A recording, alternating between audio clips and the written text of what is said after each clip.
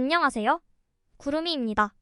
구독과 좋아요 부탁드립니다. BVB는 최근 좋은 컨디션을 유지하고 있으며 현재 17번의 분데스리가 원정 경기에서 무패 행진을 달렸습니다.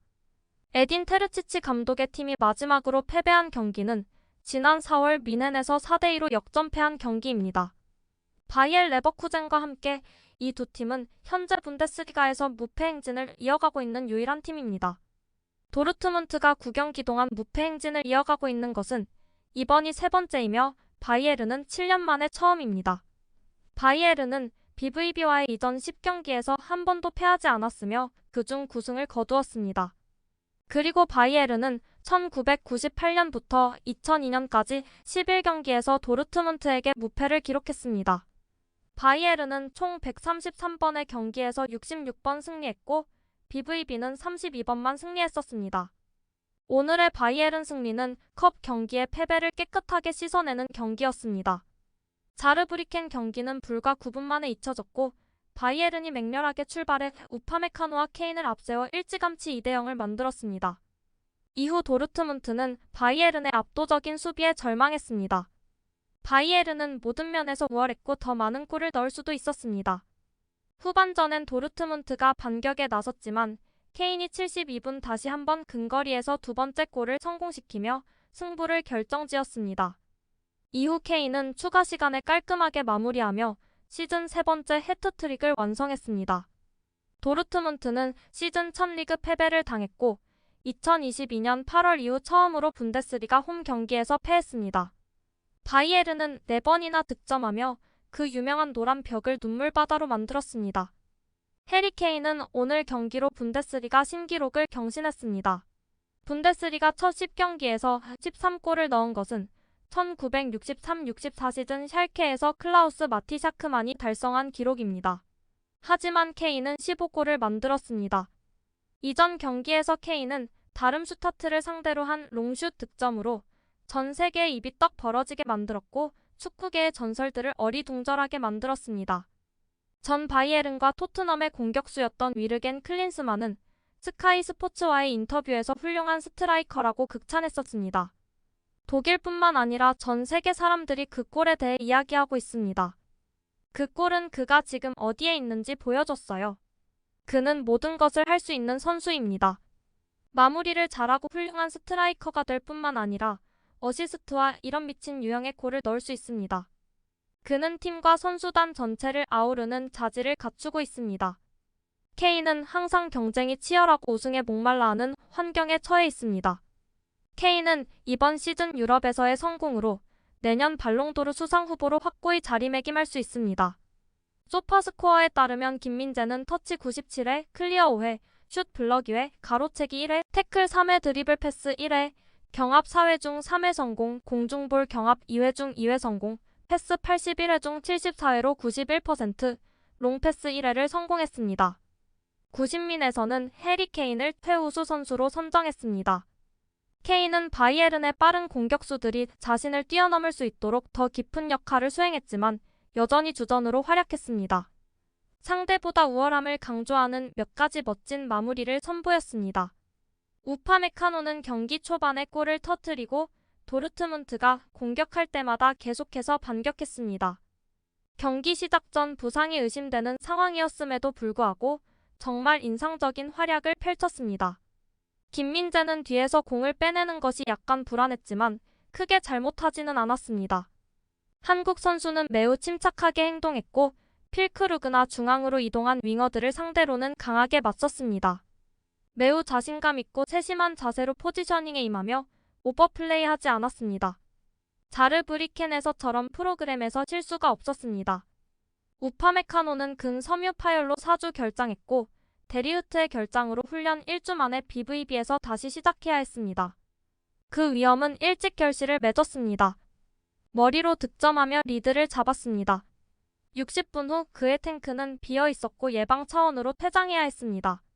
강력한 퍼포먼스를 보여줬습니다. 분데스리가 10번째 출전 13, 14, 15골.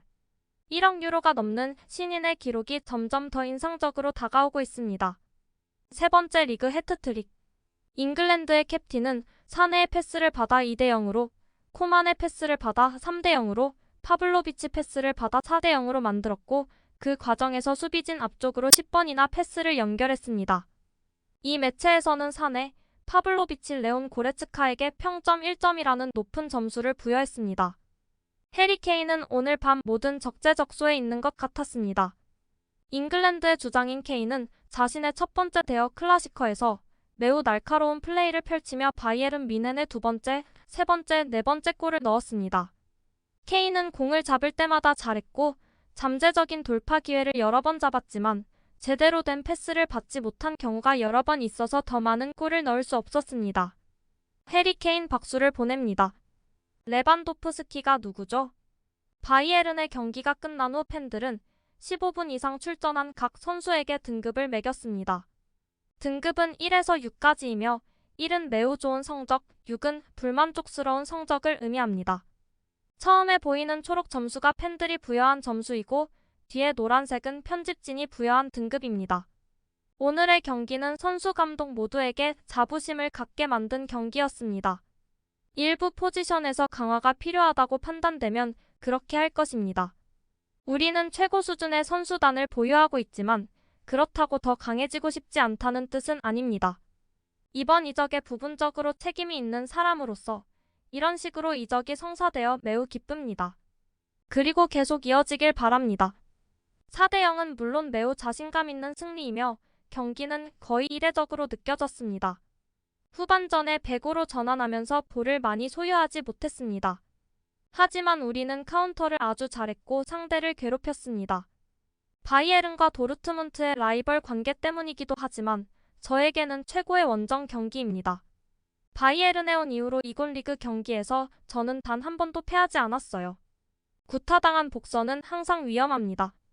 수요일에 TV 앞에서 고통스러웠는데 정말 끔찍한 상황이었어요. 오늘 우리가 반응을 보여줘서 기쁩니다. 이전에 무슨 일이 있었든 모든 축구 선수와 팬들은 이 경기를 고대하고 있습니다. 오늘 우리는 최고의 경기에서 우리의 진정한 모습을 보여주었습니다. 우리는 처음부터 경기에 잘 들어갔습니다. 자르브리켄에서는 볼 수 없었던 자신감이 있었습니다.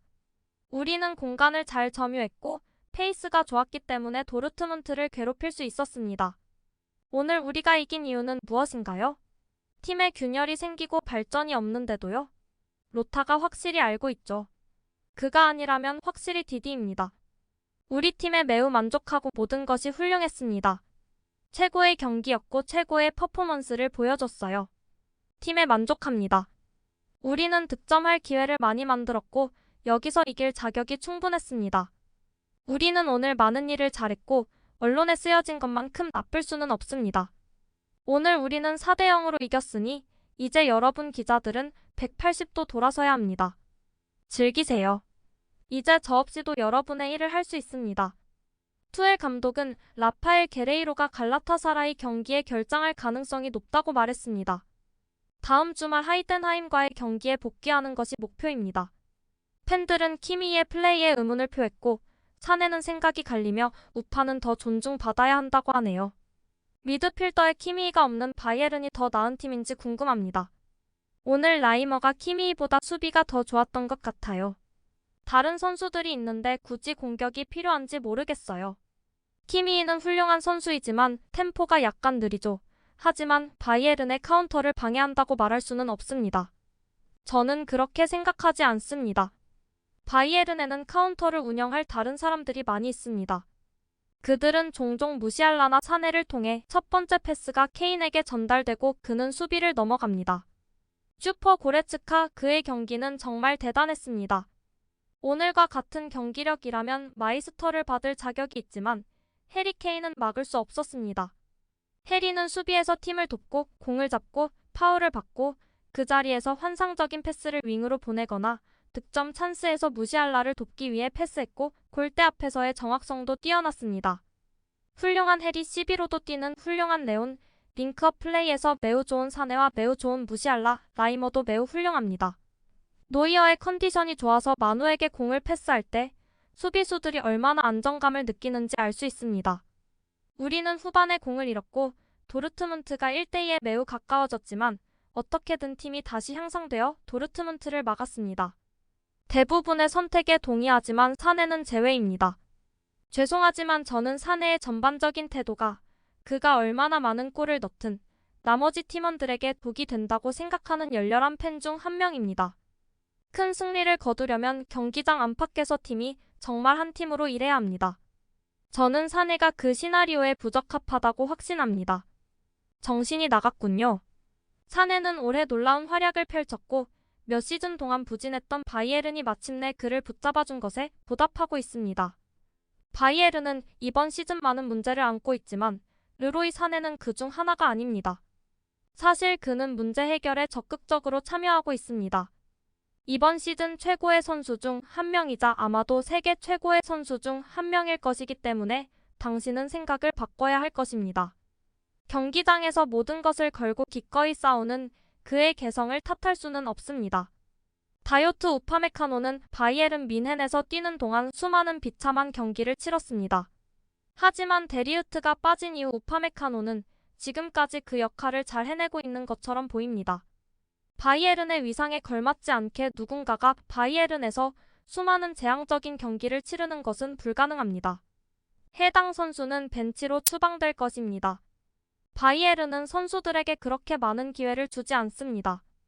몇 경기 안 좋은 성적을 내면 선수를 벤치에 앉히고 다른 선수가 없으면 감독이 전술적으로 벤치에 앉힙니다. 다른 클럽은 베개를 물고 가져갈 것입니다. 바이에른 뮌헨은 그런 클럽이 아닙니다. 우파는 득점뿐만 아니라 매 순간 매우 적극적이고 경각심을 갖고 경기에 임하는 모습이 정말 훌륭했습니다. 민재도 정말 잘했습니다. 여기저기서 실수가 있었지만 큰 실수는 아니었습니다. 레온과 라이머 중 한 명만 고르라면 전자를 고르고 싶은데 레온은 부목으로 경기를 해야 했고 라이머도 CB에서 괜찮은 활약을 펼쳤기 때문이죠. 고레츠카는 그에게 요구되는 모든 것을 매우 잘 해냈습니다. 고레츠카에게 짐을 덜어주려고 생각했던 것 같아요. 사네는 어시스트 2개를 기록했지만 때때로 공을 약간 껴안고 있었던 것 같아요. 공을 좀 더 빨리 진행했으면 좋았을 텐데요. 케인은 더 말할 필요가 있을까요? 젊은 파블로비치도 매우 인상적이었습니다. 분데스리가에서 가장 힘든 경기 중 하나인 바이에른에서 두 번째 출전했지만 그는 전혀 두렵거나 압도당하지 않았습니다. 물론 약간의 미세 조정이 필요한 몇 가지 사례가 있었지만 전반적으로 그는 매우 침착하고 침착했으며 효과적이었습니다. 어시스트는 그의 노력에 대한 보상이었습니다. 루이스를 상대로 엄청난 선방을 해준 노이어, 전진하는 모습을 보여준 마즈라위, 케인의 퍼스트 터치가 더 좋았다면 5분 안에 어시스트를 기록할 수 있었던 뮬러에게 영광을 돌리고 싶습니다.